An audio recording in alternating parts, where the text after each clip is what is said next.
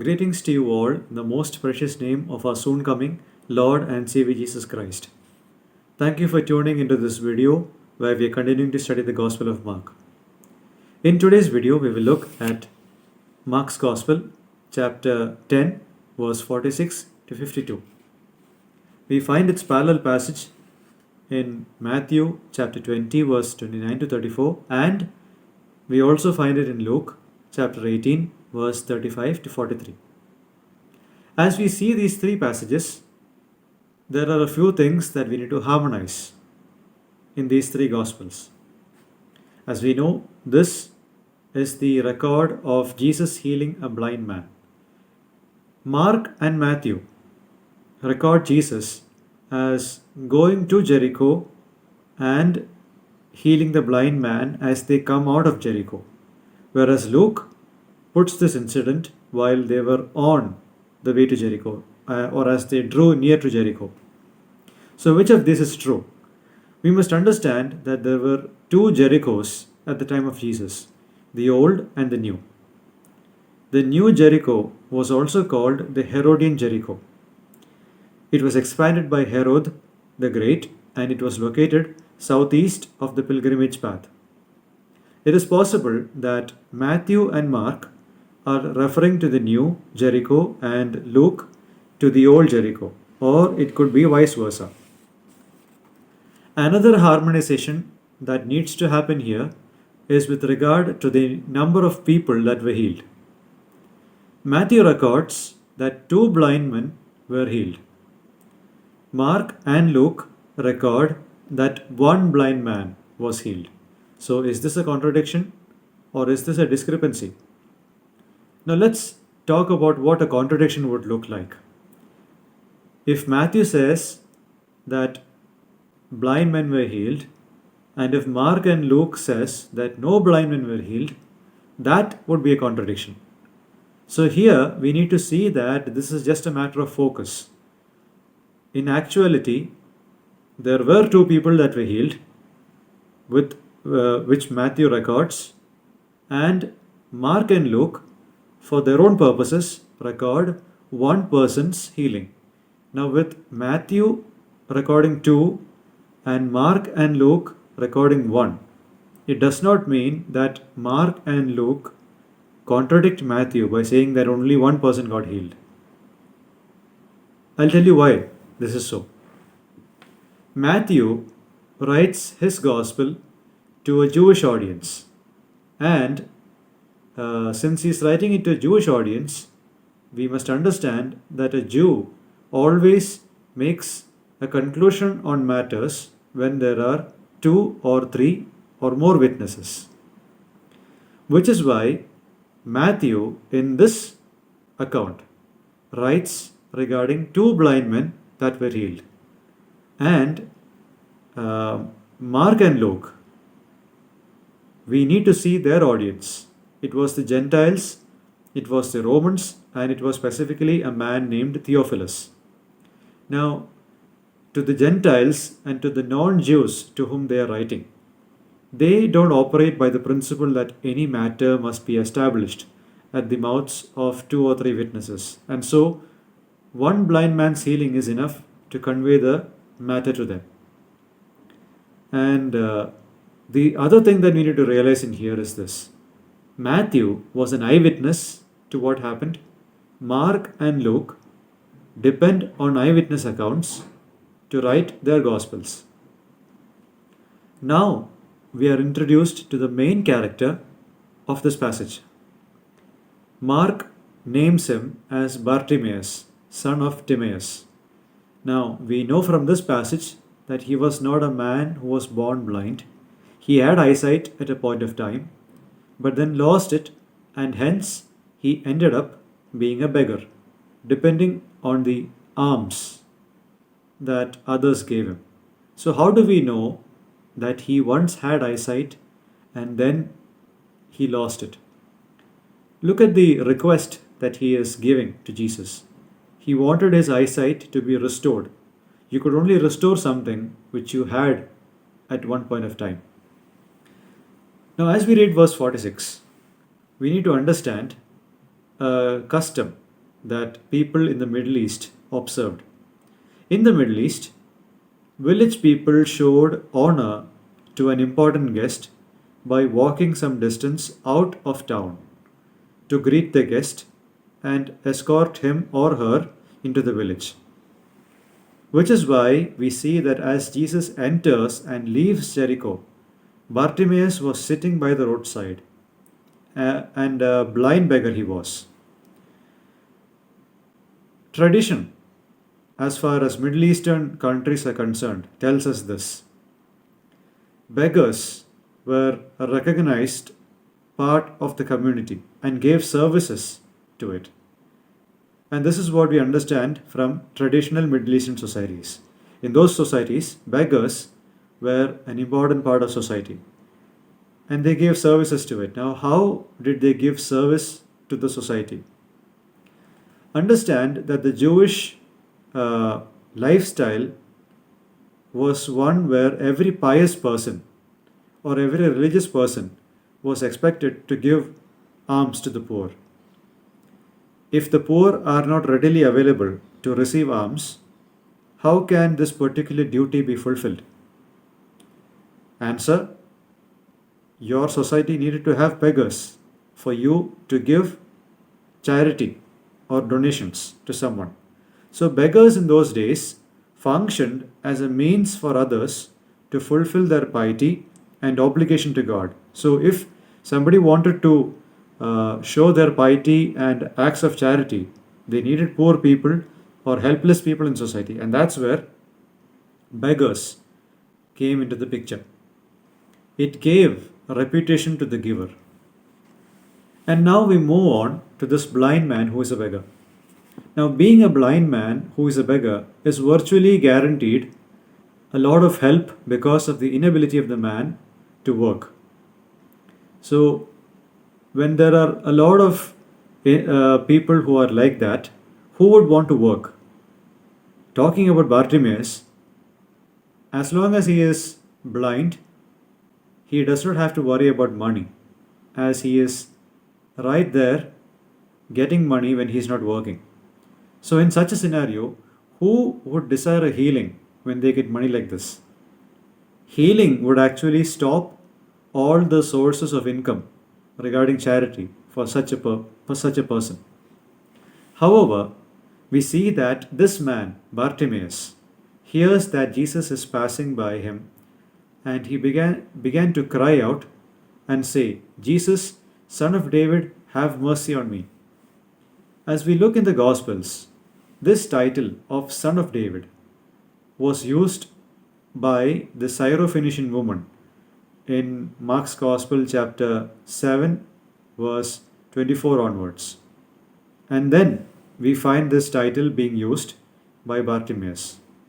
Mark is recording this incident as an introduction to the Passion Week, in which the Son of David, who will be the King of the Jews, will be crucified. Notice one thing in here. The crowd calls Jesus Nazarene. Bartimaeus calls him the Son of David. And here we see a right understanding of Jesus upon which faith can be expressed. What was his petition? Have mercy on me. Clearly, Bartimaeus is not happy with the lack of sight at this scenario, even though he's getting a lot of charity and alms from the people every day. Why? He probably knows that there are a lot of things more valuable than the money he received. A life in which you could see everyone was better than a life in which there is no eyesight. Also, we must not forget that he once had eyesight, which he lost at some point of time. So he knows the value of what he currently does not have. He knows that getting money is not a substitute for his eyesight, and most importantly, it is not going to satisfy his deepest need of eyesight. So here we have two lessons that I would like to mention right now. Man should know what his deepest needs are. What are the things that matter the most? The second thing, man should know that material things never ever satisfies the deepest desires of the heart. In verse 48, we see that many persons rebuked Bartimaeus.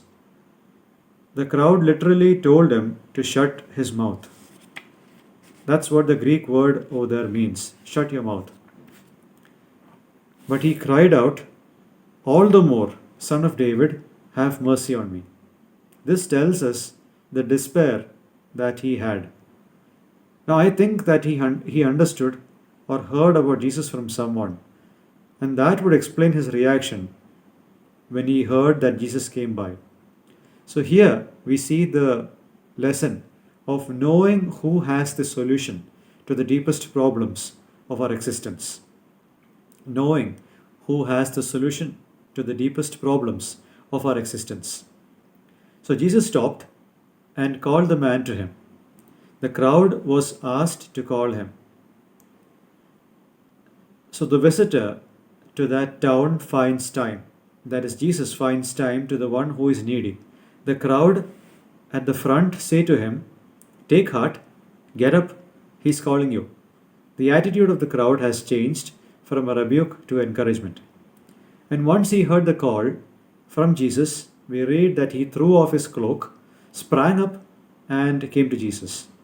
This is further evidence of his eagerness to get out of this pathetic situation of not having eyesight. Jesus asked him, what do you want me to do for you? He could have asked for money, but he asks the thing which mattered the most. He calls Jesus Rabboni, an emphatic form of Lord and Master. So he has a clear view of who Jesus is. In summary, we would just want to say until now what has happened. He understands that his greatest need is a restoration of what he had earlier. He feels the pain of losing what made him well to do earlier. He understands that material blessings that came from his current position of disability is no substitute for the restoration of his ability. Money never satisfies everything in life. He is desperate of his situation. That is evidenced by him crying out aloud. That is evidenced by him jumping up and throwing his cloak once he was called. Then he looks for the solution of his desperation to Jesus, proved by his relentless cry. He looks for the solution of the problem that he has in Jesus, the Son of David, a messianic term used in the Old Testament. This is because he understands that the issue goes deeper than just physical infirmities. This is the basis of his faith. Jesus wanted to confirm whether this man wanted what is the most important in life. To such a person who indeed looked for the most apt thing and has rejected the material benefits of his infirmity, how does Jesus respond?